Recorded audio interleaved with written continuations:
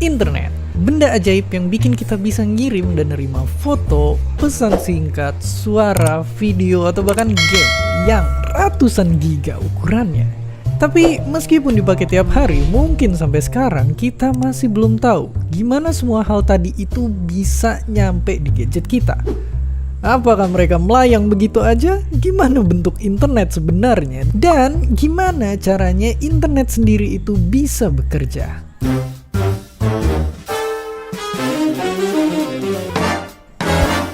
Simpelnya banget, internet itu adalah jaringan komputer-komputer di dunia yang tersambung pakai kabel. Sama kayak kita waktu ngirim surat ke sahabat pena, setiap data yang kita kirim ataupun terima, mau pakai HP, laptop, atau di TV pinter kita, pasti butuh alamat, penyedia jasa internet, kabel-kabel super ribet, dan pusat data yang nyimpenin apa aja yang kita butuhin.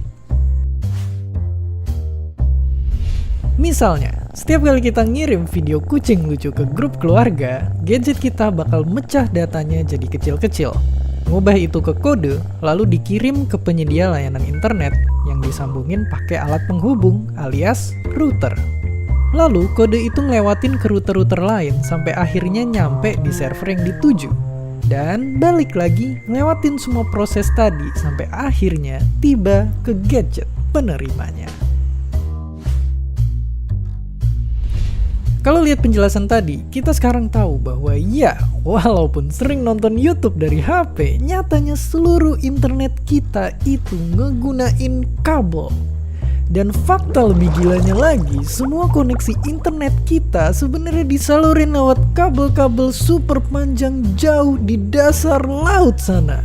Ya, kabel fiber optik inilah yang ngehubungin kita dengan pusat segala data yang ada di internet. Dan bisa dibilang mereka lah yang menyatukan kita semua. Lewat kabel ini, kita emang bisa nikmatin banyak hal.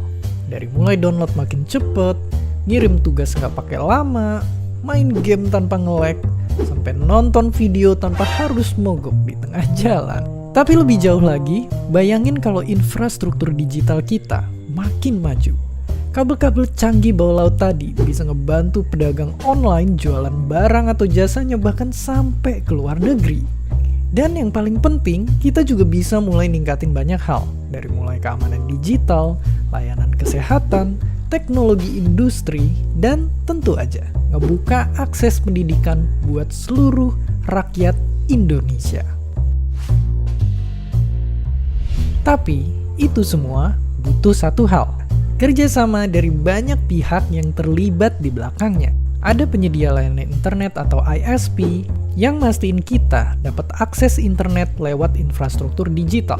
Platform teknologi yang jadi tempat segala informasi bisa kita akses. Dan tentu aja pemerintah yang bikin aturan supaya semuanya bisa berjalan lancar. Nggak cuma bikin gedung tinggi dan jalan di mana-mana, negara-negara dunia sekarang berlomba-lomba bikin internet bisa diakses buat seluruh warganya. Di era informasi kayak sekarang, mungkin kecepatan internet bisa jadi cara buat bikin kita makin sejahtera sama-sama. Dan seperti biasa, terima kasih.